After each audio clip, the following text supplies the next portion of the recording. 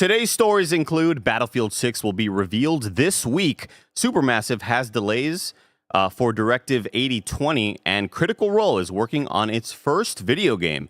We'll have all this and more because this is Kinda Funny Games Daily.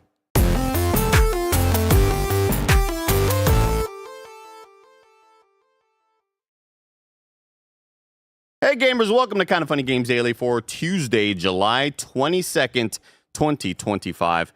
I'm Andy and I'm joined by Mike, and thank you, Mike, for correcting the date in the doc, because Roger had the date of July 7th, and we kind of came to the conclusion that he's trying to sabotage me. He's trying to get after you, Yeah. as if you don't got it. You're not on top of the ball. Well, I wasn't. I wouldn't have known And that. your best friend wouldn't have let that happen. Thank you, homie. And that's why I'm here. Thank I feel you, good Big today, Andy. You feel Yesterday, good? I didn't feel good because they wanted us to predict Pokemon stuff, so I didn't have it. But today, I got you covered. I got good energy. I'm feeling good. I'm ready to bring it for you. I thought we had a kick-ass show yesterday as well. I thought Did we you did feel fantastic. that? Yeah. I'm coming with a different demeanor lately. For Games Daily, I'm giving you soft, easy, Mike. Okay. Not wackadoo, Mike. Yeah. No more wackadoo, Mike. I'm just gonna give it to you like this. Yeah. Let me tell you about my water shoes or whatever the hell you're talking about. Problem with the water shoes. Oh, God damn it. Get a message from Amazon. If you don't get the water shoes by the 26th, please message us. So clearly my $6 water shoes were a farce. They're not real, and they're not coming. But don't worry, that's why I ordered the backup pair for $29.99. That'll arrive today. $6 to a backup of $29.99? Well, $29.99, they had the special lace, the zip-up lace, to make sure it stayed on my foot. This is Kinda Funny Games Daily. Each and every weekday, we run you through the nerd news you need to know about live on YouTube, Twitch, and on podcast services around the globe. Just so off right there. Do it again. I nailed that. Play the tape back. I nailed that. You weren't on camera. I wish you were, but it was on podcast services around. Nailed it. So early. The globe. If you love what we do, support us with a Kinda Funny membership on Patreon, YouTube, and Spotify and Apple Podcasts to get all of our shows ad-free, watch us record them live, and get a daily exclusive show. For a chance to be a part of the show, submit your thoughts and opinions as YouTube Super Chats as we go. And in the Wii News section, there'll be a little bit of some Pokemon ZA news, and that's where we can maybe read a couple of the Pokemon Super Chats that we were unable to get to during the Gamescast. Apologies on that. We will get to some of them through there, but there will be plenty of opportunities to leave some Super Chats and support a small little 11-person business like us, because we're a small little 11-person business talking about video games. Remember, the Gamescast already happened, and it was breaking down and reacting to the Pokemon Direct. Today, after KFGD, you'll get the stream, which is Marvel Cosmic Invasion. Why did I really struggle with that? With the devs and Greg. So get stoked to watch some Marvel Cosmic Invasion. Pretty pumped for that if you're a Kinda Funny member. Today's Gregway's 15 minutes, all about the ROG Ally X and what it means for your Steam Deck. Pretty pumped about tomorrow, Mike, because I get to talk about a couple different games, but mainly Wuchang Fallen Feathers. You can say it now. Oh, I've been able to say it. You can say that you've been playing it. Yeah, You're been playing it. Struggled with the final boss last night, but I think it's the final boss. Feel like I'm going to take it down today. Okay. Yeah. Okay. Well, I'm very happy to hear your thoughts on it. Yeah, look forward to the Gamescast tomorrow. We'll be talking about that, as well as another review that we may be embargoed on that I don't think I can talk about, as well as other gaming fun. But thank you to our Patreon producers, Carl Jacobs, Omega Buster, and Delaney the Psalm Twining. Today, we're brought to you by Mood and Factor, but we'll tell you all about that later. For now, let's begin with what is and forever will be the Roper Report. It's time for some news. We have 6 stories today. A baker's dozen! He sounds like Shakira so much, and I love it. You hear her cough after this. Sometimes you got to get it out afterwards, too. I've been You're there. right there, Kev? You good there, I'm doing big great. dog? Yeah, good there, big Doing dog? great. So fun. Battlefield 6 to be officially revealed this week. This comes from Rebekah Valentine at IGN, the homie. Thank you, Rebekah, for this reporting. After years of waiting, EA is finally ready to officially, fully reveal its next Battlefield game. The official title seems to be Battlefield 6, and we're getting a first trailer this week on July 24th at 8 a.m. Pacific time. This comes from a YouTube listing that popped up on the official Battlefield channel for a scheduled stream at that day and time. The listing itself is devoid of further details, though it does include some official artwork showing 4 soldiers overlooking a battle in a metropolitan area, complete with ships, helicopters, planes, and more. It's been a long wait for Battlefield 6. It was first announced way back in 2021, sort of, mostly, as EA confirming they're still working on more Battlefield games after Battlefield 2042. Since then, we've seen an early piece of concept art and had it confirmed that the game would take place in a modern setting. While the game is currently expected for release sometime during the current fiscal year, before March 2026, EA CEO Andrew Wilson has implied he's willing to consider moving it depending on the release windows of competitor games such as GTA 6. In recent months, footage of Battlefield 6 from various closed playtests has started leaking online, showing the game's modern setting, various firefights, destructible environments, Levolution, Mike, quality of life improvements, and the start of a battle royale match. EA has had a rough year, laying off workers in multiple waves, forcing an unpopular return to office mandate and shutting down both planned upcoming games such as Cliffhangers, Black Panther, and existing games such as Anthem. Ooh, that's the Fog Machine's really hitting right there. Really hitting. That's hitting. Hit at the end of the story. So again, officially announced. Yeah, we got the rumors yesterday with that sort Is of it titled Battlefield 6. I mean, I feel like that was kind of confirmed, but today it's actually confirmed. Now we can say it's officially confirmed. And guess what? This week, July 24th, which is 2 days from now at 8 a.m., we're getting a trailer. We're getting a first look. And I am blown away. I am actually surprised that we're this soon into Battlefield, even though you and I talked about it yesterday. They had the big announcement that they will release this game by the end of their fiscal year, which is, March next year, so in the spring. So they have about 6 months, we'll call it, to do this, or I guess almost a year, but yeah, we have like 6 to 9 months. But yeah, this is exciting stuff. So we get our first look. Shout out to Kind of Funny Best Friends, New Jersey Devil. Got me doing some research into, we were talking about the Battle Royale versus extraction shooter. What will they do? We saw with Rebekah Valentine talking about that. There's been some data mines. There's been leaks. There's been talk from the existing alphas that people have played, now kind of talking about that it looks like they will do a Battle Royale, which gets me excited. That's exciting. It's exciting.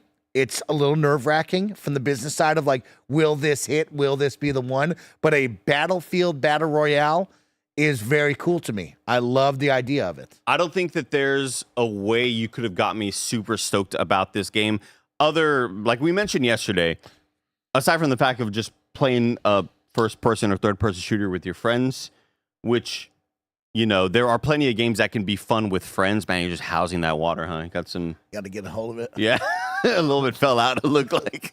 See it all leaking out. But with us talking about how I just generally don't really care a whole lot about the gameplay loop of Battlefield 1 or Battlefield period. Yes. The game mode. The massive capture the zones. I never really feel like I have a whole lot of agency, and some people say, Andy, get good. You got to dictate the battlefield, but it's like, it just always felt like a Warzone pre-game lobby. And this has really ratcheted up my excitement to like, oh my God, I'm really stoked to the announcement or the idea of a Battle Royale. I'm really stoked about a Battle Royale. And it is one of those weird things where we talk about 4 to 5 years ago, Battle Royale is kind of like, all right, man, we're getting a lot of these. We're having a lot of people trying to get into this market. And usually it leads to failure, usually leads to low player counts, people not super enthused about the product, people having complaints about server issues or player lobbies or skill-based matchmaking, and then it ultimately leads to everybody going back to Warzone, everybody going back to Fortnite. Of course. This has me excited in a way because we had talked about how extraction shooters became the next sort of the last bastion of where developers were looking to try to fill those gaps of, can we kind of be the console version of what Tarkov is on PC? And there's always been a part of me that's thought, I feel like there will be a return to Battle Royales sometime soon. And it does feel a little bit too soon to even say that. But when you think about it, there haven't been a whole lot of Battle Royales aside from PUBG and Warzone and Fortnite that have really owned the marketplace. Apex. Apex. You know Apex, You're yeah, of you're totally course. right with Apex. My fault. But even with Apex, Apex introducing, I'm blanking on their mini game modes. Apex, the Valorant-like mode that they had their 3v3 mode. You've seen a lot of these developers try to kind of also add on, and ultimately that rarely works out. But for a company like EA, with the budget that they have, and boy, do they have a budget. Again, this Andrew Wilson guy making like 30 million in bonuses a year, crazy. Could pay for about 300 employees for a full year of employment. But for a company like EA to have the budget, to have the amount of employees that could try to make a battle royale work and to make it successful, that's a really big challenge. But I am, from the player side, I'm super stoked about this, Mike. I am glad that you are stoked. Yeah. Because I am a big Battle Royale fan. The audience knows that's listening. You know that. I really love the game mode Battle Royale, my first-person shooters, in any shooter genre, right? I have gravitated towards that. I am into that.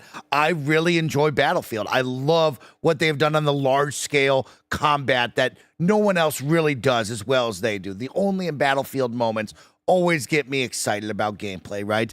And so the idea of jumping into a battle royale is exciting to me because, as you said, you thought like battle royales have dropped off. Battle royales for me have just always stuck around, right? It's not we're coming back all of a sudden. It's just, battle royales are still the big marketplace, and people are still trying to find a way to pull you away from Fortnite and Call of Duty and get a little piece of that pie, especially in the shooter genre. That's what we're talking about right now. If you are not a Marvel Rivals where you are encroaching on a team hero-based game like an Overwatch, if you are not a dedicated team arena like a Call of Duty, you have to find your own kind of space. And that's this battle royale market right now that seems to be where people want to be and live in. And I think the idea of what you saw with Battlefield, with the destructible environments, Levolution, what they showed you back in the day with, of course, Firestorm.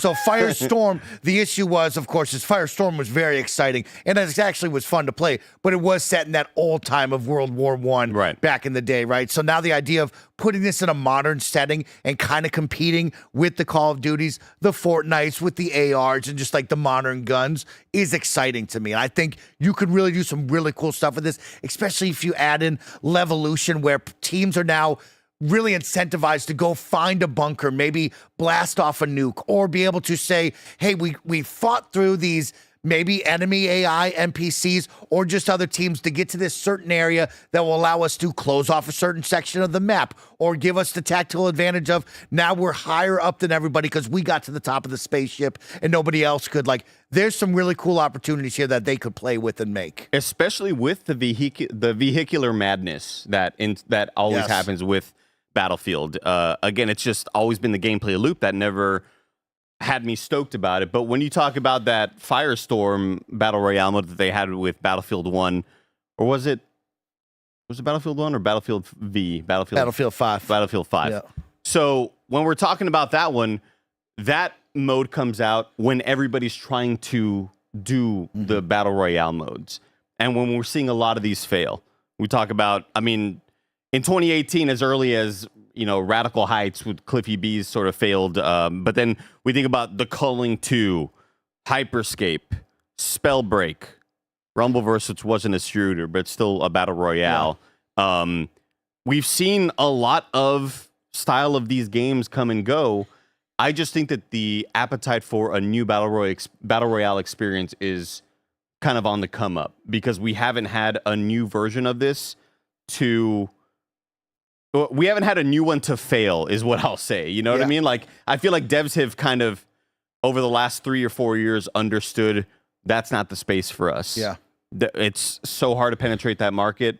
Now let's go after these extraction shooters or whatever. But I feel like now we're in a different time in 2025 compared to when Battlefield 5 Firestorm came out. I brought up yesterday with you, of course, you look at the Call of Duty side, right? It's just like, some battle royales are getting long in the tooth, especially with Call of Duty, right? Call of Duty fan bases die hard, just like me. I love the yearly releases. I like the hamster wheel that we're on of, hey, I get very excited the first 3 months. I get in the honeymoon phase. I start to wear out by the 6 months. By 6 to 9 months in a year, I'm going, give me something new, right? But when they created Warzone, it was a special time, as we know. COVID lockdown, a brand new kind of game mode. We don't really talk about Blackout mode or the Blackout version before that from the first Battle Royale. Right. That was good, but Warzone was better. And it's like they created something so special there, but now we're in a day and age where there's a lot of hackers, a lot of cheaters. People want something new, and Call of Duty can create something new. There will be something new in the Call of Duty Battle Royale space eventually, I'm sure of, right? They will reinvent themselves. But right now, you're on this hamster wheel going, hey, I want something new and exciting, right? You look at the Fortnite market, I don't know if kids will gravitate towards this to leave their worlds of Fortnite with all of their cool V-Bucks and costumes, but there is a different shooter genre market that is like, hey, I would leave Warzone or Apex Legends for something at least new to try, and if it catches fire, we're in. If it sucks, guess what? We're out. You know what I mean? We go back to where we're comfortable with.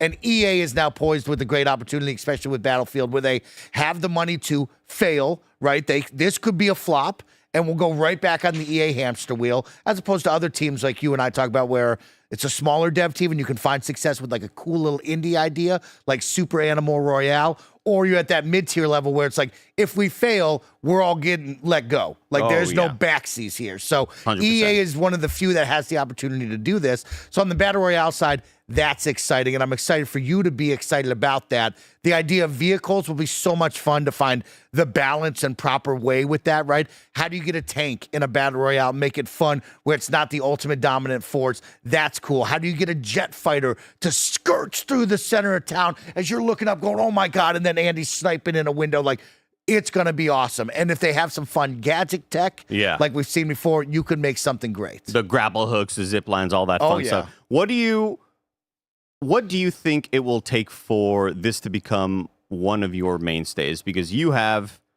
I would say, the most Battle Royale experience between the both of us, where when I sort of fall off a Warzone just because I get kind of tired of just getting, shit on in the same sort of areas by the jumping shooters or whatever.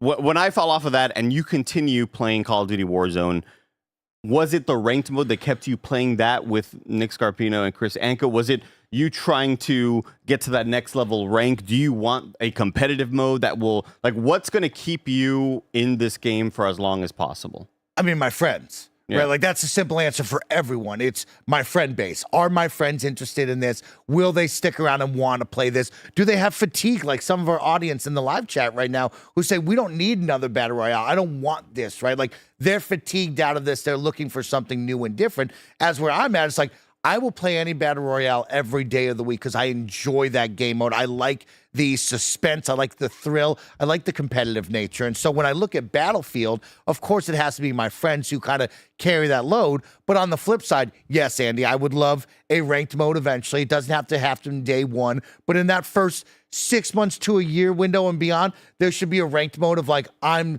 progressively getting better and seeing those stats. That would be fantastic.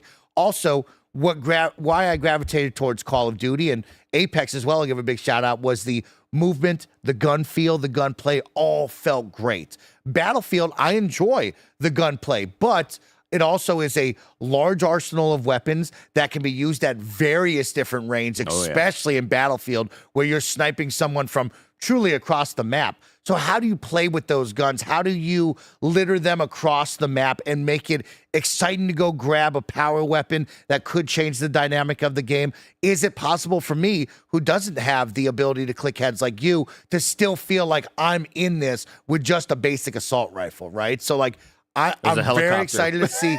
I'm excited to see the gameplay, but like for me, this is an easy layup win. I'm in on this no matter what. It will be, does the mass audience like this? What are they looking for? Because I'm looking for some simple stuff. Levolution, destructible environments. I would love to have big set pieces that blow up and explode, just like on all their maps. There's always one kind of big set piece.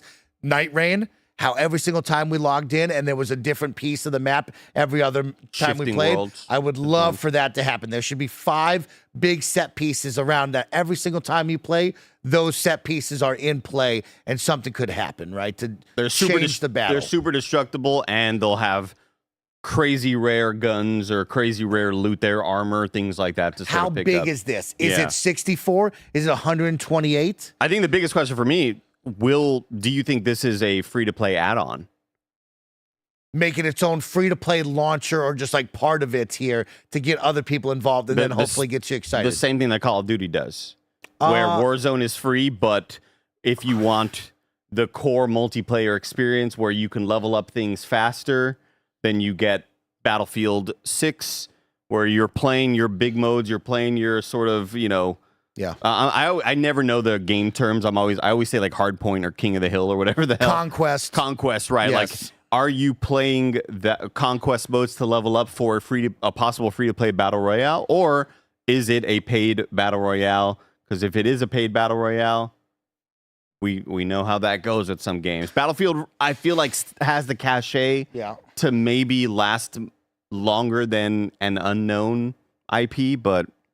You bring up a great point, Andy, of where does this stand, right? How do you do that? Do you copy and paste what Call of Duty does with Warzone? Have that standard, hey, you can level up your guns here a little bit faster than the normal multiplayer that will then be used in this. This is what you want to do. Or you can just do it all for free and level up your guns while you're playing the game in Warzone.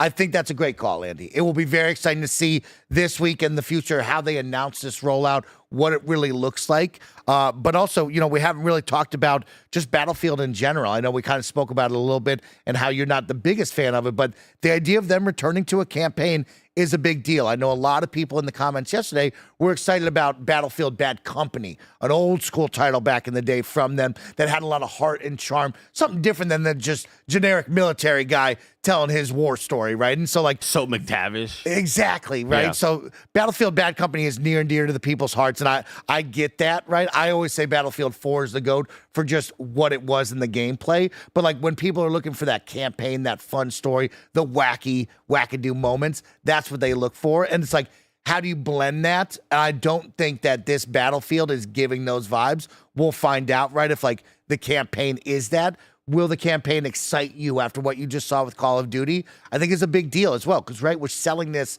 $60, $70 product at the end of the day, and the campaign is going to be a large piece of that. Will people even, when I say that, I know the Call of Duty market as well. It's like people aren't playing that. They'll play 1 to 3 levels. They just go to multiplayer, right? The campaign excites me, though. I love a first-person shooter campaign. Had a lot of fun with the most recent Call of Duty campaign, and then even thinking back to Summer Game Fest with the big sort of bait and switch of, what is this game? Whoa. Yeah. Oh, it's Call of Duty. But it's like, no, it worked because you all reacting this way probably didn't play the last Call of Duty. Mm-hmm. And they're trying to show you, hey, our campaigns kick a lot of ass. It's not what you're expecting anymore. And I'm sure you see that Call of Duty trailer, you think, whoa, this looks like Remedy. What is this? Oh, Call of Duty. Boo. No, man, the campaigns are fucking good. Like that 8 to 12 hour campaign. We fed you the diet calorie-free snack, and you said, oh, this is really tasty. What is it? And you go, oh, it actually has no calories. And you go, oh, shit. Ew, I don't know about that. But, hey, it worked on you. And I think that, if people enjoyed, now we're talking about Call of Duty, but if you enjoyed what they showed recently at Summer Games Fest, before you realized it was Call of Duty, and then you were kind of like, damn it. Kind of like when I think of Battle Aces having that awesome trailer, and they're going, "Oh, it's a they got you. It's a MOBA or whatever. It's a free, a short RTS, RTS, RTS. I think you owe it to yourself to play the most recent Call of Duty campaign. It was a lot of fun. And then, of course, the multiplayer, right? Their bread and butter is the conquest and breakthrough modes. These large-scale battles that no one else has, where it's 5 points on the map. You're going to run over there with your squad, try to bring the rest of the team there, hold down B, then move to C, move to D. Breakthrough is a really fun one that they brought on a couple generations back, which is like the hold the line mode, right? We start at A, you and your team are defending B and C. We take those 2 points. We go to the next E and D spot, right? They've had some really fun breakthroughs with that people really like. I know you in particular, Andy, and also me. I don't really care for that larger scale stuff because I feel like I don't have an impact. That's why I kind of get off on Warzone, where it's like, oh, when you win, You have to clutch did up. it, right? Right. Like that was a big moment. Not, 128 people kind of worked together and we took over 5. You got Jimmy and all his homeboys just really fucking up Site We D. ran through your tickets, right? So, Yeah. I mean, those are the bread and butter. That will be here. Is there something else, right? Is there a different game mode that they will try, or do you stick with all that, which they will? But it's exciting stuff. I cannot wait. I'm really, really pumped to see the next Battlefield. Yeah, I am so much more excited about this than I was yesterday. Yeah. Before knowing that there would be a Battle Royale mode available. Let us know what you all think about Battle Royales and the state of them, and what you all think Battlefield will be doing in this iteration in the comments and in Super Chats. Story number 2, Mike. Supermassive has delayed Directive 8020 amid a round of layoffs. This comes from Andy Robinson at VGC. Dark Pictures studio Supermassive has announced a round of layoffs and delayed its sci-fi horror game Directive 8020 into 2026. In a statement published on its social media channels, the studio said that it had begun the redundancy process for around 36 employees. Quote, "This decision was not taken lightly, and we know this will be an incredibly difficult time for everyone." End quote.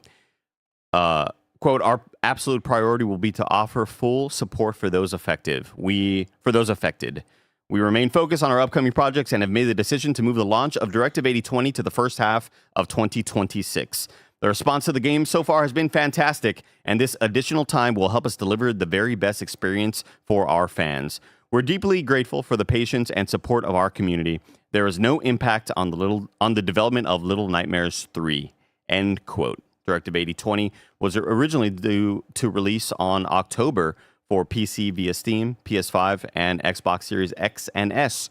The British developer, based in Guildford, Surrey, is best known for its PlayStation horror hit Until Dawn, the game which was adapted for the silver screen earlier this year and was popular with both hardcore players and fostered a new, more casual audience. Where are you at with this, Mike?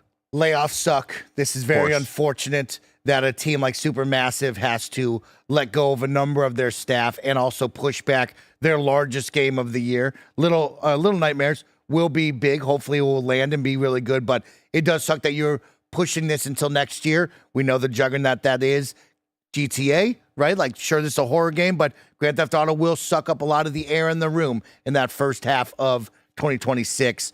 This is something that I brought up yesterday, Andy, with all of us on the most anticipated games. And I brought up OLIs, and I know a lot of people got mad that I took too much time on games that weren't the big 3, that I had to talk about. But you had nothing to apologize about. I wanted you to know that even I, from the outside looking at Supermassive, was worried about this, right? Directive 8020, just when the previews that I've seen, and Greg got to play it, so he had a little bit different vibes, but like, the previews weren't hitting what I was expecting from Supermassive when I think Until Dawn and I think The Quarry. There was something about it. Maybe it's sci-fi horror and I don't click. Maybe it was like, man, you're going into a world with Dead Space. Now you have Kronos coming from Bluebird Team. There's a lot of this sci-fi horror stuff going on.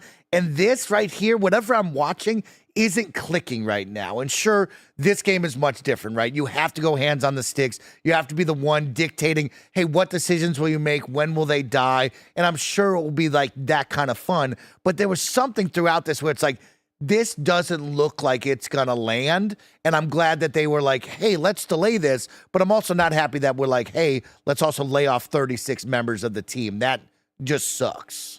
It kind of feels just at odds with itself, right? You're delaying a game because it's not done, but then you're losing workforce to work on said game. Now, granted, we don't know exactly what these roles were that were let go. Maybe they were, in their eyes, they're doing the redundancy process, and in their eyes, hey, we already have those avenues covered. But yeah, a big bummer. It's really, really sad that I look at this positively and I go, only 36. Yeah. That sucks. We've had so many awful stories of gigantic amounts of layoffs, and these layoffs are never, ever good, but we're going to get them what seems like weekly now. And I look at 36 and I'm like, oh, thank God it wasn't more. And that's that's the sad state that we're at, where that's my takeaway on this. And that's a large chunk. And you know that, right? Like, especially for a team like, we're a team of 11. Exactly. And I'm sure that team isn't massive, but like, just 11 people in a room is a lot of people. 36 in a room is a lot of people to look at and be like, you've been cut. And I was driving in today, Andy, as I saw this news, right? And I was thinking to myself, it's like, would this be better if they just told me why? Hey, this game's already done. These staff members are going to move on to something else. We were going to cut these jobs. But it doesn't matter because it just sucks that it's like, how are we not finding money to pay them until the end of this or for another year? Where's the giant loss margins that Supermassive is going under? Yeah, I don't know. I mean, I think it can't be that much money for 36 people. I'm looking right now. Supermassive is as of 2025 or as of 2024 around 350 people. Yeah, it just money's getting tighter around the world.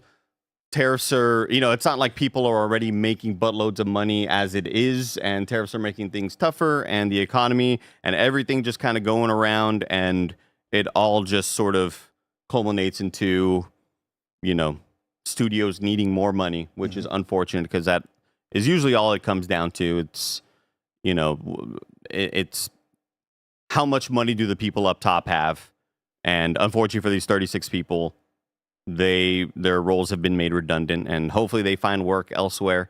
But for 80-20, for me, for the first half of 2026, you have to stay out of the way of wherever GTA will land. GTA is May, so that means you got to come out Way in early. January, February. You better be in there, right? I would say March at the latest. It's an odd one because it's its own kind of it's its own thing. Is this a budget title? I'd say budget, like, is this a $40 or $50 title? Is this really coming out at $70 to $80, the world that we live in right now? Because these Supermassive games, for me personally, don't warrant, hey, this has got to be a big number title. All of these really say these should be in the $40 to $50 ranges. That's kind of where most of them have been at when you're looking at The Quarry. The Quarry was a $60 game, and granted that was 4 or 3 years ago, rather. The Devil in Me was $40, and we're seeing all of the other sort of anthology games being 30 and 20 and 40. So I would expect this to be around a $50 experience because I now look at 50 as the new 40, where 70 is the new 60, and shit with Nintendo, 80 is now something that's a possibility. But yeah, we'll see what happens there, Mike. And hopefully, we can keep on funding our employees here, Mike. And we're able to do that with the help from our sponsors. So let's hear from them now. This episode's brought to you by Mood. Let me tell you about the online cannabis company that's revolutionizing how we deal with life's challenges. From sleepless nights to stress-filled days, Mood.com has created an entire line of functional gummies that target specific health concerns with 100% federally legal THC blends. They'll deliver them discreetly right to your doorstep, and you can get 20% off your first order at Mood.com with promo code KINDAFUNNY. I've been having a great time trying out their different gummies and am loving how each one feels. And each one is crafted using federally legal cannabis grown on small, family-owned American farms. No pesticides, no BS, and they can ship to most states in the U.S. Best of all, not only does Mood stand behind everything with an industry-leading 100-day satisfaction guarantee, but as I mentioned, listeners get 20% off their first order with code KINDAFUNNY. So head to Mood.com, browse their amazing selection of functional gummies, and find the perfect gummy for whatever you are dealing with. And remember to use promo code KINDAFUNNY at checkout to save 20% on your first order. That's Mood.com, MOOD.com, promo code KINDAFUNNY. This episode's brought to you by Factor. Summer is here, baby. That means more sun, more light, but it should not mean more hours inside cooking. That's where Factor comes in. Factor's chef-crafted, dietitian-approved meals are ready in just 2 minutes, taking the hassle out of eating well. Multiple people here at Kinda Funny have been loving their experience with Factor, and you can too. Factor meals arrive fresh and ready to eat, perfect for any active lifestyle over summer and beyond. With 45 weekly menu options, you can pick gourmet meals that fit your summer gains and goals. Choose from options like Calorie Smart, Protein Plus, Keto, and more. Factor powers your day, sun up to sundown. With nutritious breakfasts, on-the-go lunches, premium dinners, and guilt-free snacks and desserts, Factor has your whole day covered. Enjoy more this summer. Get Factor if you want all the flavor and none of the fuss. Get started at factormeals.com/kindafunny50 off and use code kindafunny50 off to get 50% off plus free shipping on your first box. That's code kindafunny50 off at factormeals.com/kindafunny50 off for 50% off plus free shipping. I love all of the comments, focusing on Tim's hair. Yeah. It's great. I want him to focus on us. Focus on us. Yeah. Focus on you and I. Man. And this friendship. Just so annoying this yesterday. bond. Yesterday at the movie theater chat, we're watching Fantastic Four, and Mike just leans back and looks at me and goes, I'm mad at you. Why? Leave me alone. And you know what that is? I want your attention. But I want you to know that I'm back on Dune, doing well. Okay? And I'm ready to admit that I was wrong. I'm ready to say sorry. And I'm ready I don't want to destroy the base, but I'll destroy the base for you. We're in the Discord. I'm going to destroy the base. We're in the Discord, and our friend Kevin Ace X answers a call and has it on speaker. Yeah. And Mike is like, I'm mad at you. You're talking shit about me today. Very mean to me. And Kevin Ace X goes, well, so they just go back and forth. And Mike goes, all right, well, I'm going to need you to fly me around in Doom, but you can't tell anybody I'm playing. He's on speakerphone, so we're all hearing it. Kevin's the best. I love you, Kevin. Kevin got me right, and I'm feeling good. I also was referred to as the Rizzler of the friend group by someone last night because I'm fat. I said that. And then another friend also got off and excited about the snacks that I ate during the movie, giggling about how fat I am. Nick Scarpino. Well, it's because at some point, Chris Anka asked, now we're just getting into like the personal relationships. This was not me calling you fat. This is me comparing you to the Rizzler because at one point, Chris Anka asked, are you all just feeding him at this point as much as possible? Because every conversation revolves around, oh, I got to eat that, Nick. I'm a little gremlin. And so gosh, it's just a disaster. I'll get it right, though, January. What's January? You never know. You never know. Oh, getting in shape. That's right. We'll see. Right. We'll see. That's right. We'll see. Story number 3. Critical Role working on its first video game, which will be set in Exandria. This comes from Victoria Phillips Kennedy at Eurogamer. The team behind tabletop web series Critical Role is making its own video game. Critical Role has become a bit of a juggernaut since its debut over a decade ago with an animated series on Prime Video, sellout live shows, and more under its belovedly nerdy belt. Its core team is made up of many famous video game voice actors, including Laura Bailey, Matt Mercer, and Travis Willingham, to name just 3. But while there's plenty of video games pedigree there, Critical Role is yet to make a game of its own until now. Critical Role's game itself is still a way off, but we do know that it's being co-developed with an indie team at Ad Hoc Studio, as reported by Variety. Ad Hoc was founded by veterans from Telltale Games, Ubisoft, and Night School Studio. Meanwhile, the upcoming release will be set in Critical Role's role-playing world of Exandria. The collaboration between Critical Role and Ad Hoc Studio came about when Willingham auditioned for a role in Dispatch, which is described as a superhero workplace comedy and, quote, an interactive narrative game that has been built in Ad Hoc's signature style. Quote, just from looking over the audition and game materials, I knew there was something special about what Ad Hoc was creating, and I immediately reached out, said Willingham. The design, tone, style, and storytelling of Dispatch jumped off the page, and I knew, given the pedigree of the folks at Ad Hoc, this was a team that we wanted to collaborate with. Critical Role is always looking to build with people who are innovating around new ways to deliver story, character, and world building, and Ad Hoc fits that perfectly. Dispatch is currently set to release later in 2025 in collaboration with Critical Role, and also features the talents of Mercer and Bailey. Ad Hoc CEO Michael Chung called the collaboration the kind you hope for, adding, we've known Critical Role team for years, so when we finally started kicking around ideas, it all just clicked. It made sense in the best way possible, so we're thrilled to get the team up and cause some trouble together. This is exciting for them. This is wild, Andy. Yeah, When really, I look really up cool.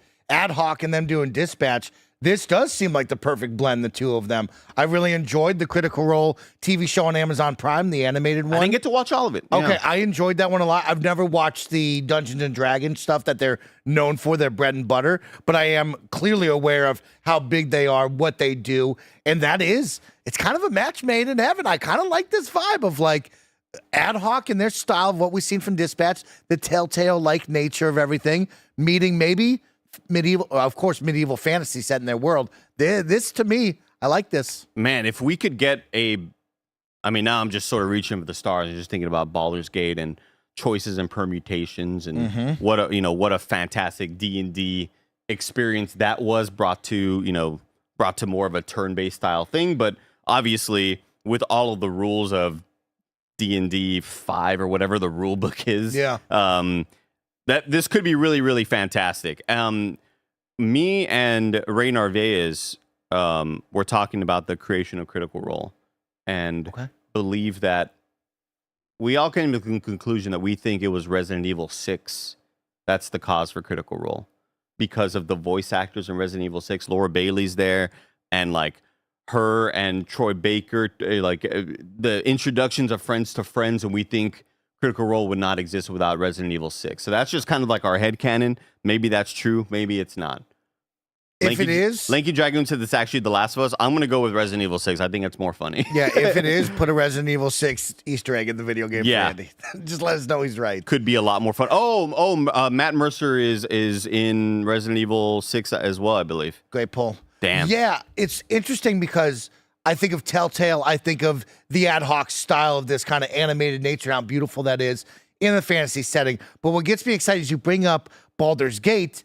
Blessing, who played the Dispatch demo, talked about, the gameplay was different than what I thought it would be, right? That kind of hook of like, this is a lot more fun. It's a management sim. It's seeing with Dispatch being the superhero game, it's seeing this person's in, it's, when you think of it, it's kind of like, if there's a fire Pokemon, you use a water Pokemon on it. It's like, this person's in need of rescue for this. I should send this superhero over there because they match up better with what those skills are required. I think that's super cool, and that's way more than what I thought the video game would even be. Yeah. So it's like, wow, they have the sauce to try to do something really dramatic with a lot of awesome characters and writing, but also mixing and matching these sort of cool game style mechanics. The gameplay is like, what is it going to be? I'm excited to see what they finally land on. Is it just straight up a virtual D&D like we saw with Baldur's Gate, that kind of vibe? Is it something different to keep it maybe the scale down a little bit and get this to be able to have a sequel, turn it out faster, move on to Dispatch 2, something like that? It will be interesting to see, but nice team up. I like that. You think about it. Congratulations. You think about it, back in 2016, Mike, Kind of Funny really could have been right with Critical Role if they just said, let's drop all the bullshit podcast and let's just do what they're doing. Let's go do D&D. Can you imagine? You and Nick, Greg, and Tim doing D&D would be crazy. I mean, they were on that podcast with Kind of Funny. Kevin was there. Kevin was running it at the apartment. There was about 19 people in that small little baby room. Could be a different future for Kind of Funny. We'd be on top of it. We'd have our own Amazon Prime show. Had to believe in that. Yeah. Could have been it. I really want to do D&D. We need Nick to just say, buckle the fuck up. Can you tell him? I was on my knees. I was on my knees begging him. Nick, this was such a success. We had so much fun as a group. The community loved it. Give me another one. And he looked at me and he said, no. Stiff-armed all of us. That's too difficult. That was a lot of work. And I said, no, Nick, no, the people want it. It was such a great time. We did our Fast and Furious D&D. Would have been a great time. Anyway, that's a story for another day. Story number 4, though. Ubisoft suffers mixed results as Assassin's Creed Shadows hits 5 million players while Rainbow Six Siege X struggles. I forgot that game came out, Mike. Yeah, but that's not a different game. It's an update to Rainbow Six. It's Counter-Strike 2 to updated engine. It's it looks better or whatever. But I forgot it happened because I was pumped about going into it. I was pumped about this could be my. This could be me, I'm always like, I don't want to hop in right now. I'm so behind, but it feels like an excuse to hop in fresh. Yeah. and we just totally missed it. That would have been the moment. This comes from Tom Phillips at IGN. Ubisoft has announced lower than expected results for its latest financial quarter and blamed the newly relaunched Rainbow Six Siege X. Just a straight up, we're blaming that shit. That's a great first sentence. Assassin's Creed Shadows, meanwhile, has continued to perform in line with expectations and recently passed 5 million unique players. Ubisoft has to date not provided an exact sales figure for the game, which is also offered as a part of its Ubisoft Plus subscription service. In a statement, Ubisoft boss Yves Guillemot described the quarter as featuring mixed results. Launched on June 10th, Rainbow Six Siege X saw Ubisoft's veteran team shooter essentially go free to play, with access to various modes and operators unlockable without the need for a premium edition. Separate to this, Ubisoft said it suffered from, quote, pricing exploit and prepaid currency cards that temporarily inflated virtual currency wallets, end quote. Damn. Something that's now been fixed. Got him. Today's new player figure for Assassin's Creed Shadows, meanwhile, sees the game continue to do what Ubisoft needs it to do, as players wait for Claws of Awaji, the game's first big expansion due at some point this fall. Quote, the first quarter delivered mixed results, Guillemot said. On the positive side, Assassin's Creed Shadows delivered on its expectations, with now more than 5 million unique players since its launch, and Rainbow Six Siege X received highly positive player feedback thanks to its renewed gameplay and enhanced features that drove significant player engagement growth. However, players spending in Rainbow Six Siege face temporary but significant disruptions due to technical pricing issues, which have now been identified and addressed. Despite this one-off setback, the growth potential of the game is strong, with solid traction on activity and in-game spending. Damn. Significant player engagement, enhanced features, but we fucked up with the money. Damn. We fucked up with the microtransactions, y'all. Damn it. I had y'all. Really a tough thing to kind of overlook there. I mean, I'm happy about Rainbow Six Siege, or about Assassin's Creed Shadows being on par with what they were looking for, and it not, it's not kicking anybody's doors down, but 5 million unique players. I think we're in such a different day and age where 10 years ago, random fucking video game could sell 18 million copies. Yeah. Maybe 15 years ago, I'll say, right? When I think 10 years ago, it's like, oh shit, I was almost at kind of funny. You know what I mean? 10 years ago seems like a different lifetime ago. But you're not going to get those type of sales anymore with just bullshit random game X that sells 12 million out of nowhere. It was just a different era. I still think this is, in my opinion, below what I would expect for now. It's a little bit of a double-edged sword, is right. Yeah, it's definitely below what I was expecting them to be at.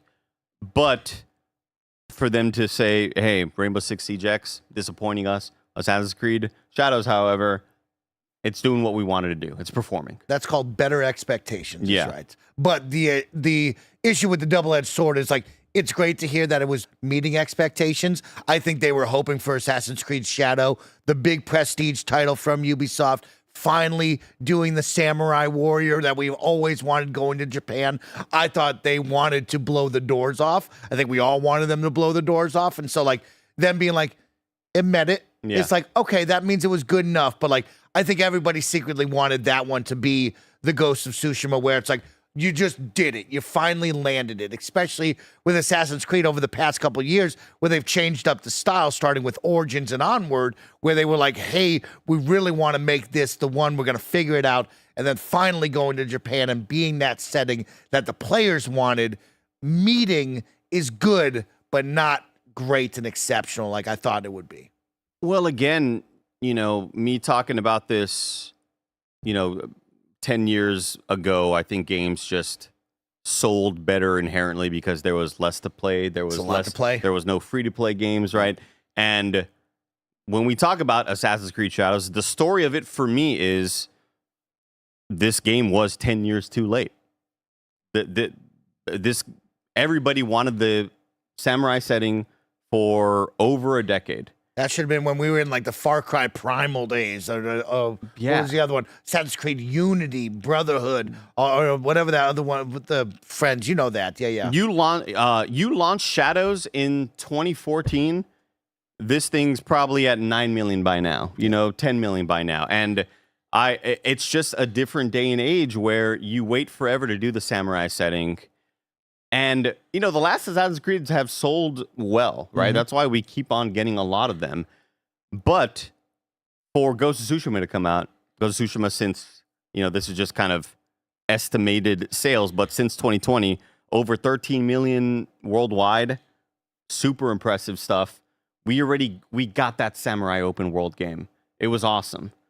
I just don't know. I just think it was like too little too late. Yes. As Red Hudson says in the live chat over on YouTube, it stole its thunder, right? Yeah. Ghost of Tsushima came out and it was better. It stole the market. It said, hey, we're going to elevate this of what the players and fans want. And then when you come out with Assassin's Creed Shadows and it's just more Assassin's Creed in the desired setting, that's not good enough.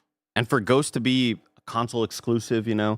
Again, we'll see where these numbers are a year from now. Of course. Because, or I would say February, whenever, that the year anniversary of it, because I think Ubisoft games kind of go perfectly in line with like something like Black Friday sales and things like that, and Steam sales. And so I expect to maybe see this number at around 8 million by February next year. Yeah.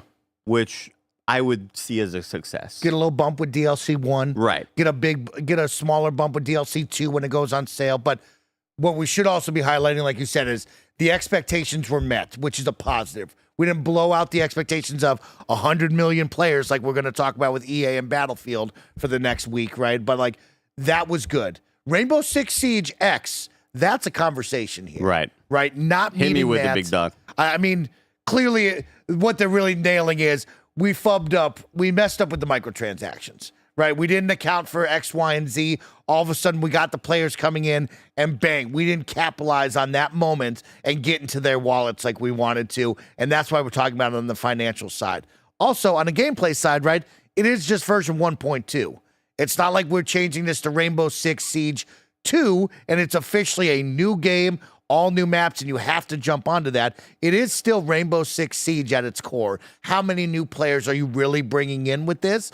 I'm sure it was enough, but not enough at the same time. And when you don't capitalize on the microtransactions being ready, moment one, and there's a small oversight and you miss out on millions of dollars of revenue off of selling a gun skin, yeah, that one's going to hurt a little bit. Yeah, apparently these prepaid cards having more money than they should have had.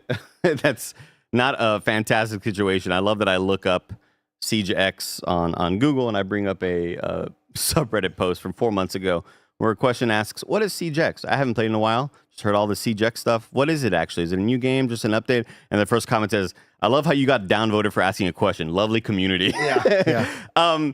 For me, I think I'm more surprised that they are surprised that this didn't blow the doors down. I wouldn't expect this to do a whole lot. Like I don't, when I look at Counter-Strike 2 coming out, that's a big deal for the gaming community because everybody had been playing the first iteration, or was it 1.6 or whatever? You know what I mean? It had been a long time since we'd see a massive visual overhaul. When you hear they're making a Counter-Strike 2, you're Right. like, holy shit, what? I think of that as a much larger deal than Siege X, which is visual upgrades. We're kind of tuning some things and figuring things out a bit more. But I think I'm more surprised that they look at how Siege X performs and go, fuck, we expected this to kind of kick ass. We really like fumbled the ball here. I just don't know what they were expecting though. I don't really see Siege X as, holy shit, this is the time to like bring in a massive player base. This is where we can overtake Valorant or something. I think they did think that, right? Because as of right now, I don't know how though. You're riding the high off of social media, right? This kid Jinxie is now bringing in thousands upon thousands of views on Twitch, on TikTok. There is now a large audience of younger generations of kids who are now talking about Rainbow Six Siege and want to play this tactical shooter that once was like just a little project. It was good, but it wasn't the massive stakes that it was now, right? And now you are really sitting at the dinner table and they're eating, right? Like, mind you, this game, when you look at Steam charts, 24-hour peak was 95,000 players, right? And there's consoles all over the place. Great. There's a lot of people still playing this game. Jinxie is a console player. Exactly. So, like, this game is very good, right? Like, there's no question that, like, they have an audience. I think they just flubbed up with the microtransactions. I don't know. I think it's still just a major player. I don't think you can get down on this. You got people playing it. You got the younger audience interested. The question is like, what is next for Rainbow Six Siege? How do you make a next? We thought this was going to be it. And I think if anything, you know, when we're talking about Ubisoft struggles and hearing a lot of negative news and layoffs and this game is canceled and this game is on ice, and it's always felt like a barrage of negativity coming from the studio. My whole sticking point was just, you got to double down on Siege. That's your big win, and you double down on it. And I think they did. They have with doing this Siege X. You have to make this and continue to make it your main thing.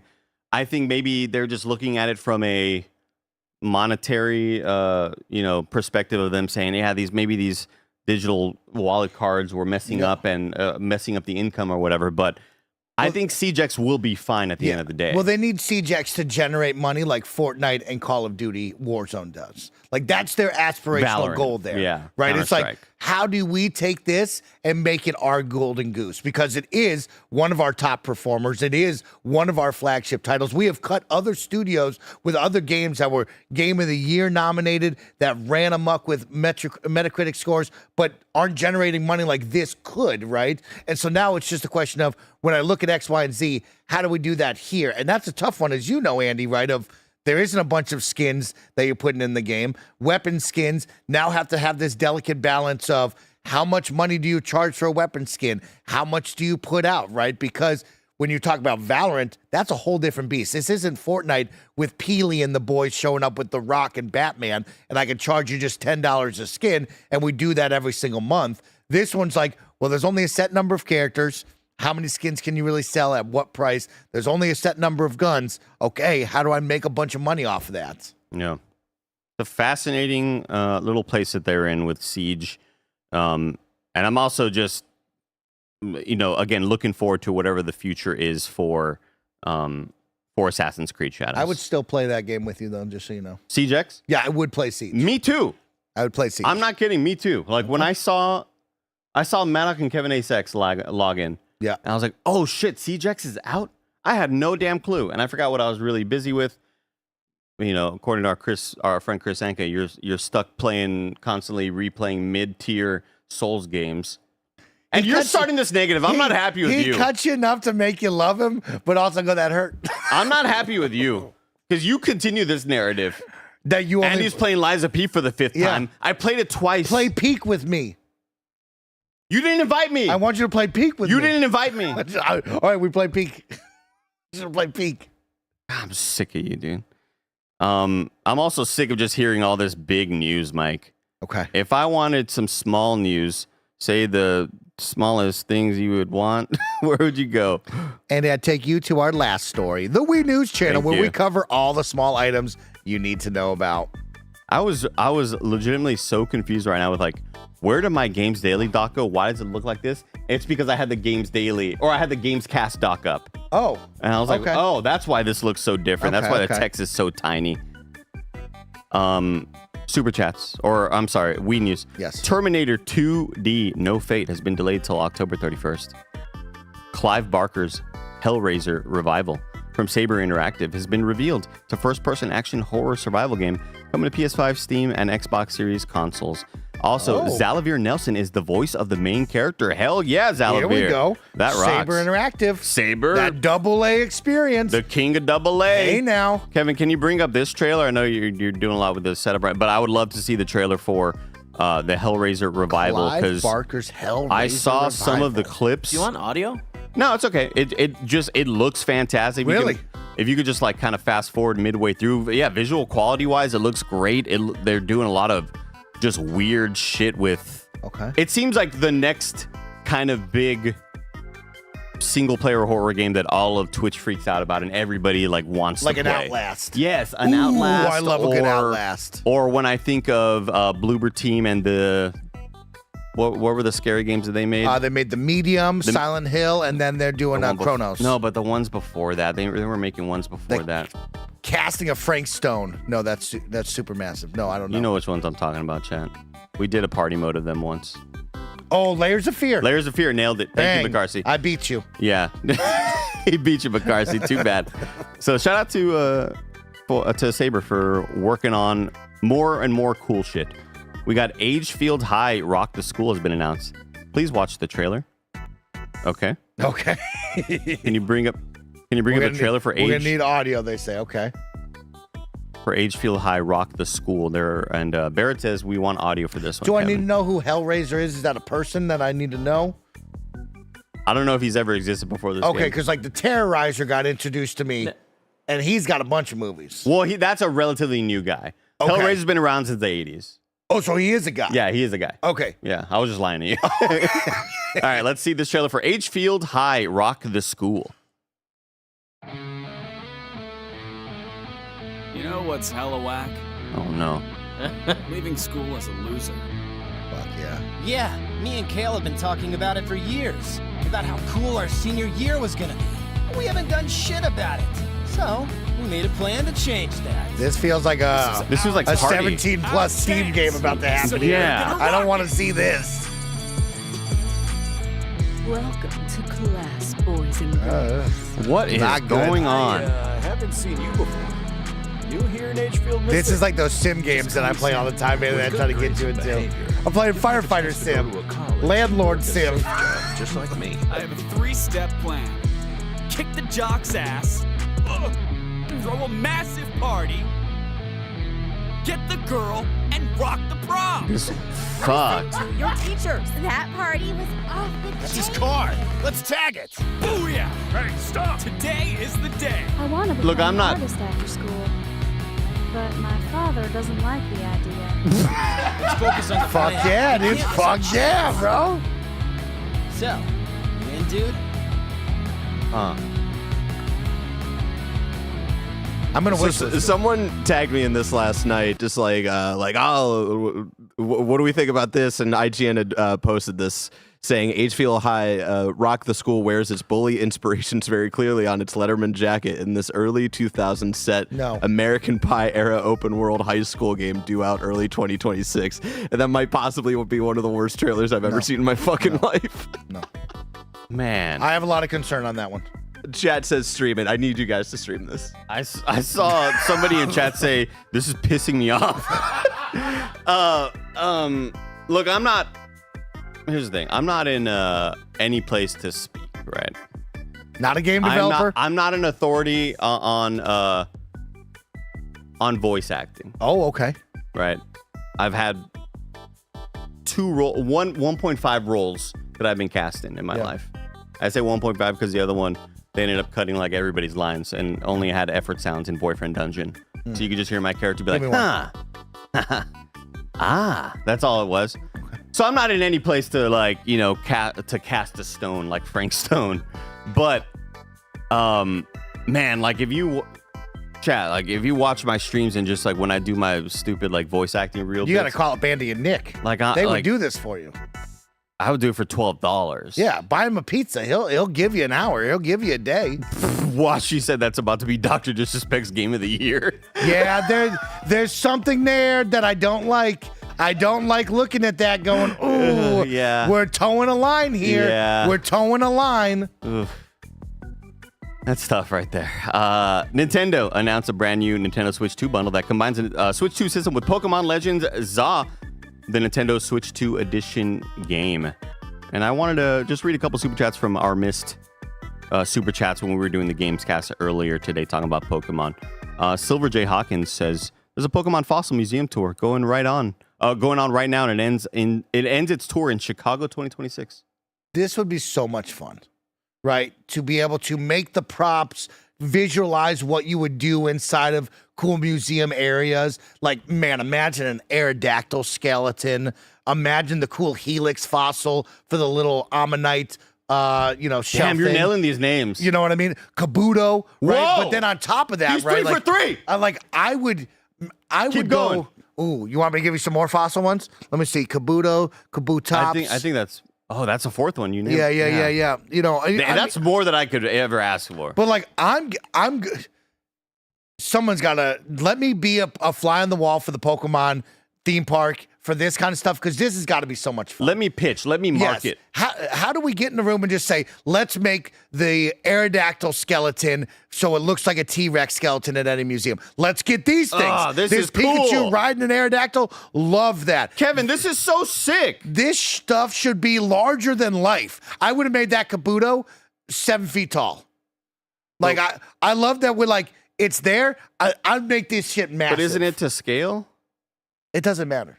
I want the wow. Look at that. Look at that. There we go. That's there a we big go. ass fossil. But this is cool. I love this. But also, you see the room that it's in? No. Well, I'm in the front walkway. When you walk in and like it's a New York museum, they got these stunning ceilings, these giant walls. Where the T-Rex is, fuck that T-Rex. I'm in there now is what I tell them. I'm Pokemon. Like you? Well, I mean, like my exhibit here. This guy right there would be at the grand entrance of the New York Museum. I see what you're saying. Yeah. Okay. That's be all over that. That was very cool. Thank you for fantastic. that. Thank you for that super chat, Silver J. Hawkins. We also have a birthday tax from Zachy641 who says, "Birthday tax, appreciate you lovely people." Thank you, Zachy. Happy birthday. Wait, what's up, Kev? do you see that Pikachu's dressed up like the dude from Jurassic Park? Oh shit. He is whose name I don't remember because I don't remember anything, which is why I'm the worst at Game Showdown. Is that Roger typing that?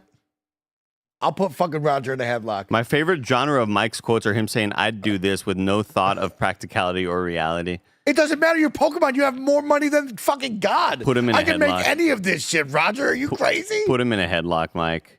Let's get to the your wrongs for today.